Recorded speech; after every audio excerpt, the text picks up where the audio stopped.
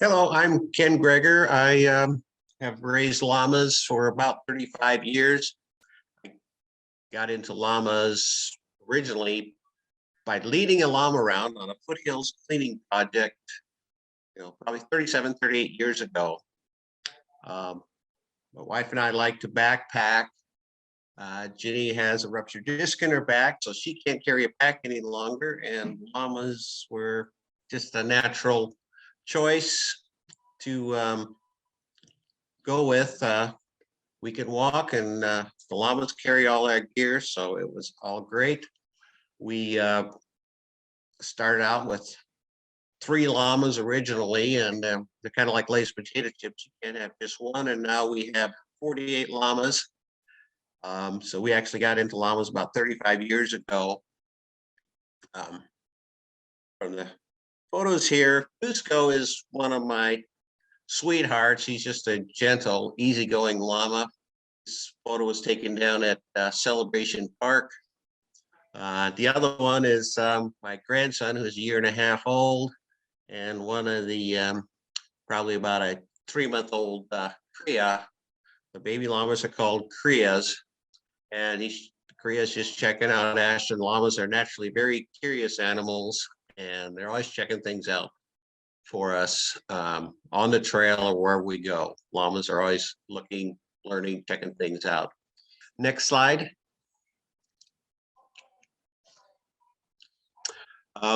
We go up into McCall area quite often.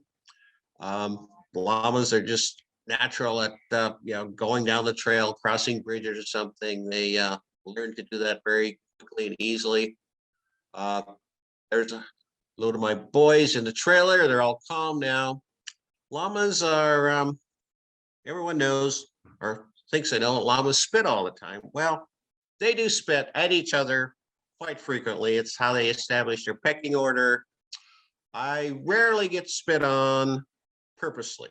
Usually if I get spit on, it's 2 llamas spitting at each other and I get caught in a crossfire.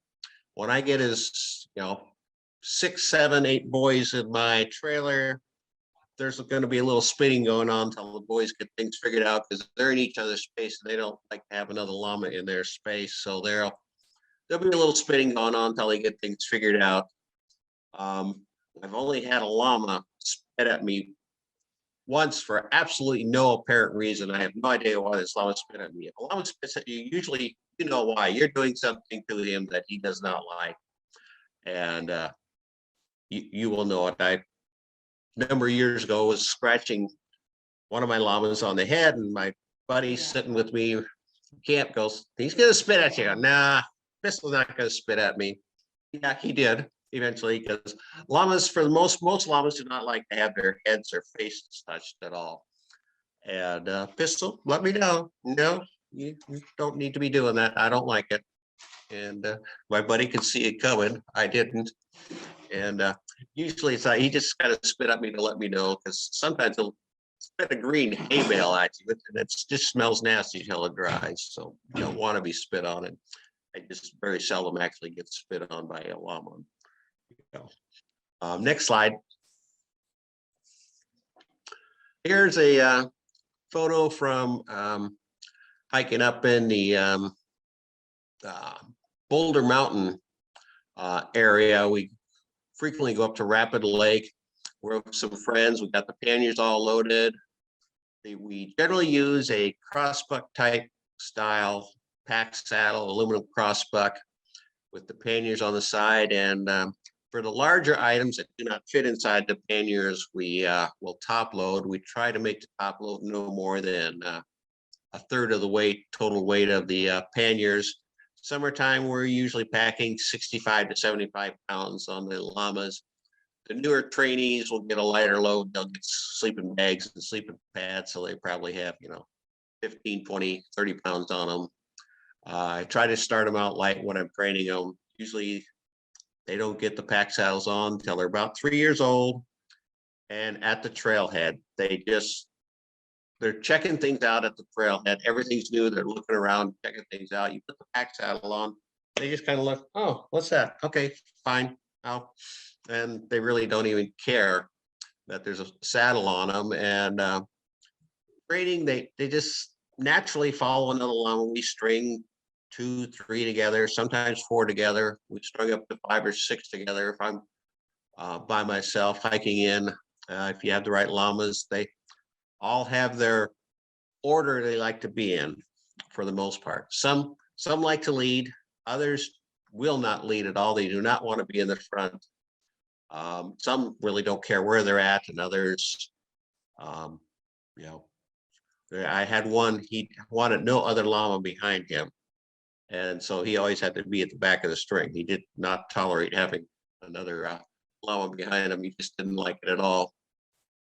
They just go down the trail. They're quiet.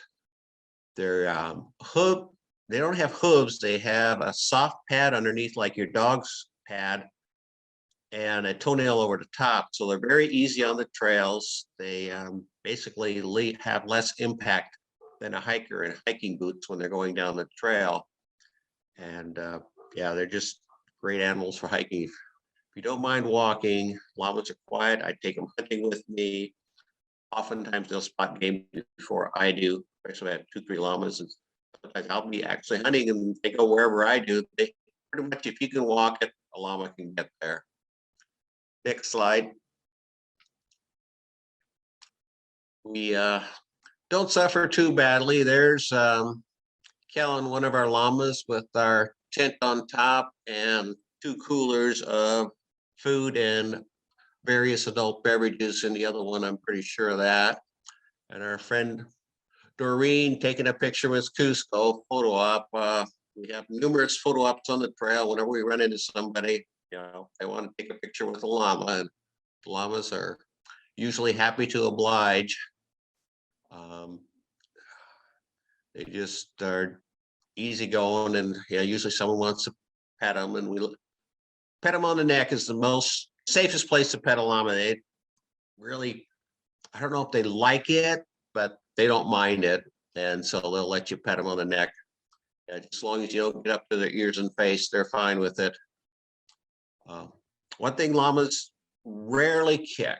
In 35 years, I've been kicked by a llama 3 times, and it didn't even really leave a bruise.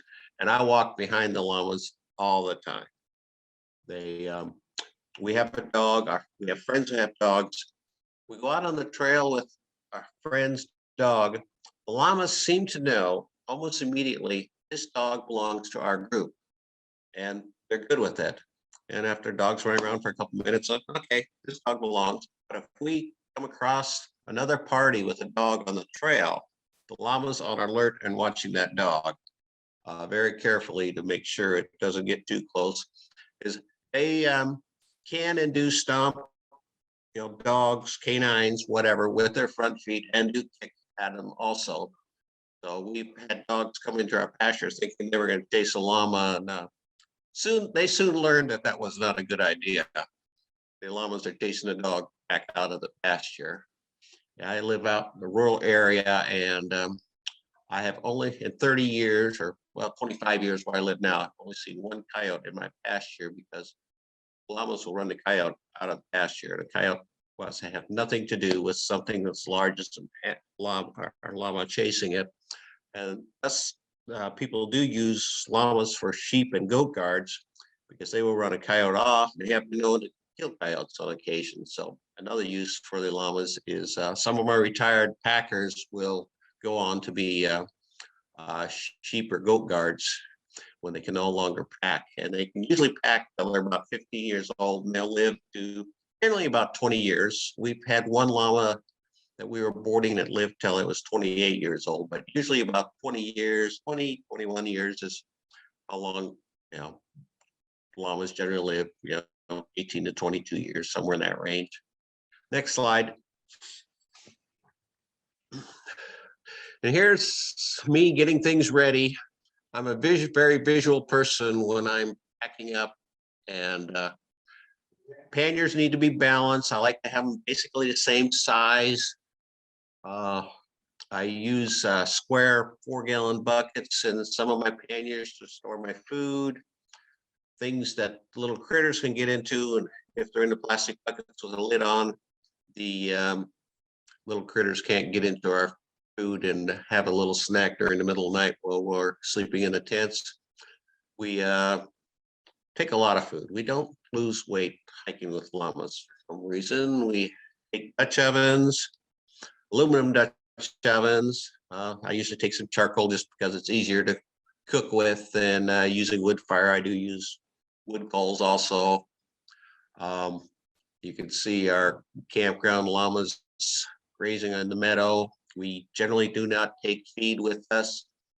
If I'm going up high at the snow line early in the year or hunting in the fall where I expect snow, I will take some pellets, some weed-free Timothy pellets along for in case the llamas can't find enough to eat. But they're almost like goats. They'll eat just about anything. There's not a lot of things llamas will not eat. And there's a few things goats will eat that llamas won't, but there's not a lot. They're grazing just about anything. They eat wild roses that I've had in my pasture. They eat Canada thistle. They're not real fond of white top. They do eat it somewhat, but even these thorny wild roses, I don't know how they can eat those things without poking that nice soft nose of theirs, but they do. Next slide. And here's a shot us going down the trail. The one shot is hiking into grass mountain lakes. That's one of our favorite places for 4th of July. There's always a snowbank there to keep the food and beverages cold, and just a gorgeous, even though it's 100 degrees in Boise, it'll always be nice and cool up there. That's one of our favorite 4th of July trips, and we always take a bunch of friends. It's not a long trail, so we can hike back to the trailhead and bring other friends in that can't make it the first or second day of the trip. And we usually stay 3-4 days up in there, and it's just a beautiful, beautiful area. The other one we're going into, the view is always the same except for the lead llama. And that one, I believe we're going into,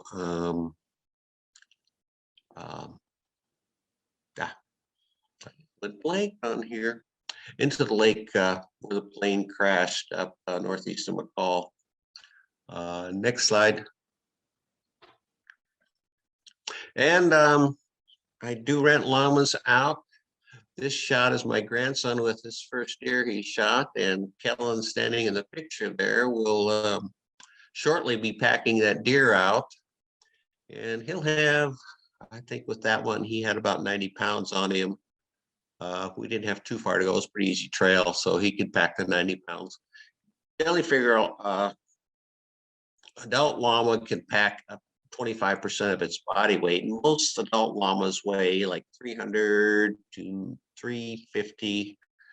And generally they're about 330. So 25% of his body weight, we're looking at 85, 90 pounds. And they can handle that weight if they're conditioned.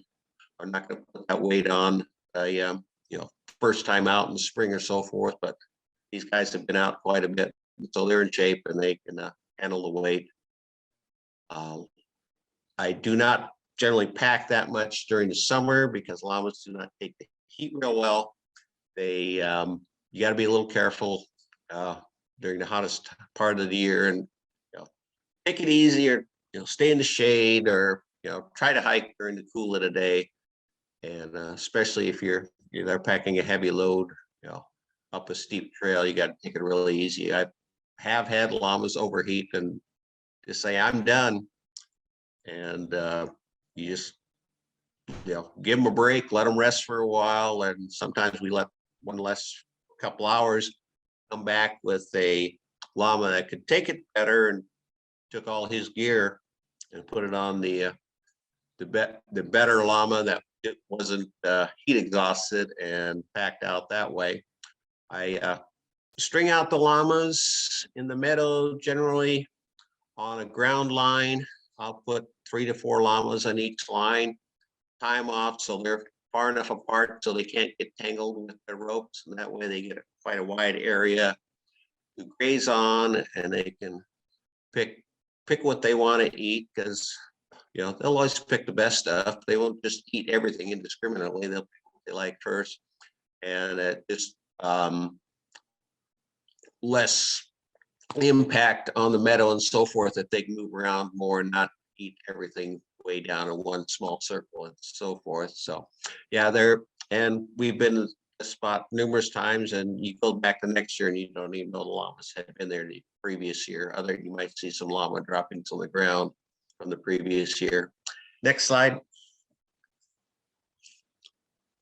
And here's a little example of what we take for our cooking. We take a double burner Coleman propane stove. Usually we have a couple of aluminum roller tables, so we get our food up off making breakfast here, and we're having bacon and huckleberry pancakes that my grandson and I went out and hiked 3 miles till we finally got to the huckleberries to pick huckleberries for breakfast. While everyone was sleeping, we took off and got the huckleberries. There's an instance that's my hunting trip there in the snow. We for that trip we did take pellets along for the llamas to eat, because there was not a lot for them. They do eat pine needles, and will eat some pine tree. They'll chew on the bark occasionally too, but not real nutritious for a llama. So in those kind of instances where we expect conditions like that, I do take additional feed for them. But it has been the exception rather than the rule.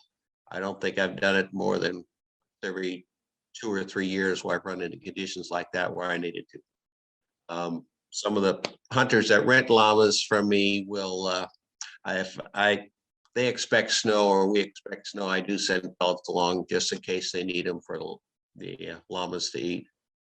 Next slide. Here's an example running into snow. This was in the Bighorn Crags near Birdbill Lake coming out of there. And we went on an elk hunt. Turned out there was no game in there, but we had this snowy trail to go on, and the llamas did just fine on there. I had them walk through. They've been walking through snow quite often. I've had them in snowy conditions, and they don't seem to mind it.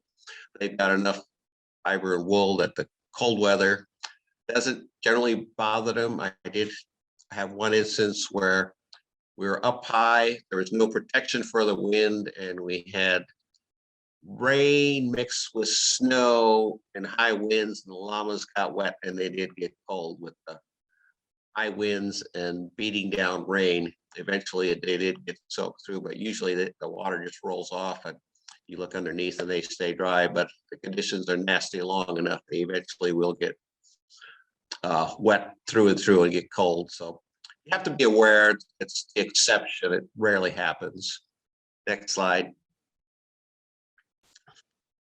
And here's me doing a little trail clearing to get the llamas through. There was no way to get through. I have a battery operated chainsaw. This was a pretty sizable log for that little 12-inch saw, but we did get it cut through so we can get, this was going into 20-mile lakes. I started carrying I do have a handsaw also, but this would have been impossible with my handsaw to get through there. But fortunately I had this little chainsaw I started carrying with me, because I'm getting older and don't like to handsaw everything anymore.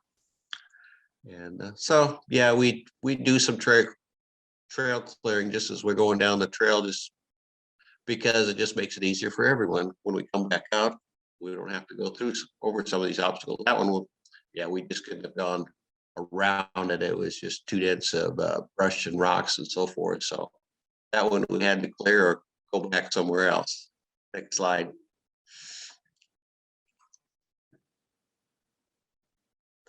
That's it. I'm trying to think of anything else on llamas. They're very curious. They learn very quickly.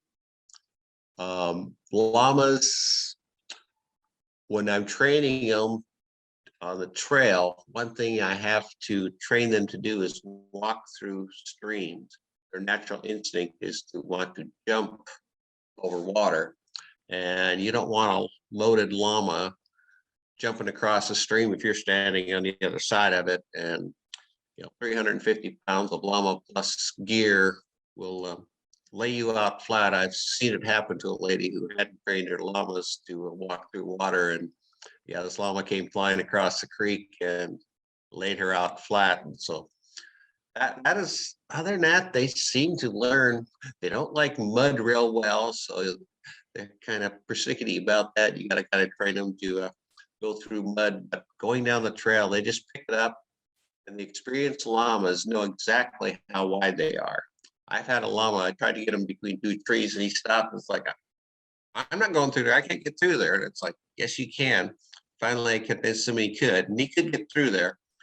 But the experienced llamas will go around a tree or a rock and not even brush the panniers on the side of the tree because they know exactly how wide they are.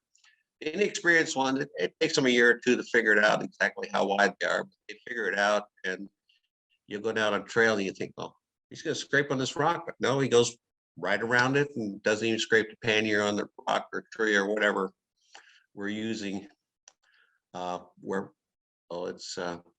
had panniers, still have my original setup panniers that I use.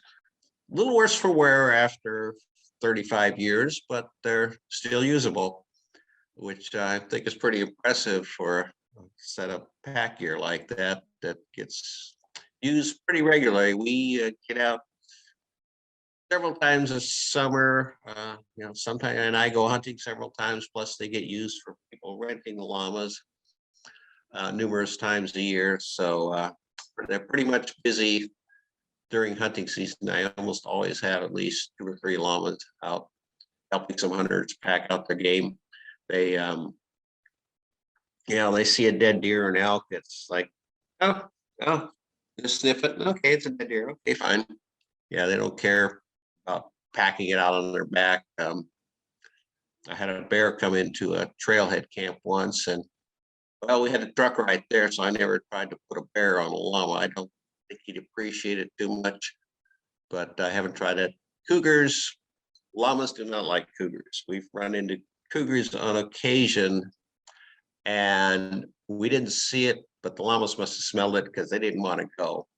And actually, the next day, my buddy did see a cougar in the area, and so we figured that's what happened because we broke camp and hiked a half-mile with the llamas, and they didn't want to go. And it's like, we couldn't figure out what was going on, and I'm pretty sure the cougar was in the area and they could smell it or sense it, and they didn't, because the guanacos down in South America, the puma down there is their big natural enemy. So yeah, cougars and llamas, yeah, they don't like the cougars at all around. And bears, they were on point. I had a bear come in the trailhead, got in the back of my truck, and this bear came in to see if he could find any more stuff in my truck. And the llama saw the bear, and they were all on point, all looking at it. I had 7 llamas, and every one of them was on point looking at that bear. I knew exactly where he was. And yeah, he's on my wall now. Got my first bear. I always wanted a bearskin rug and finally got it. So that kind of made that hunting trip because we didn't see any other game. That's basic llamas 101. So hope you enjoyed it. And yeah, anyone has any questions when you see me at any of the meetings, grab my collar and we'll talk llamas. Thank you.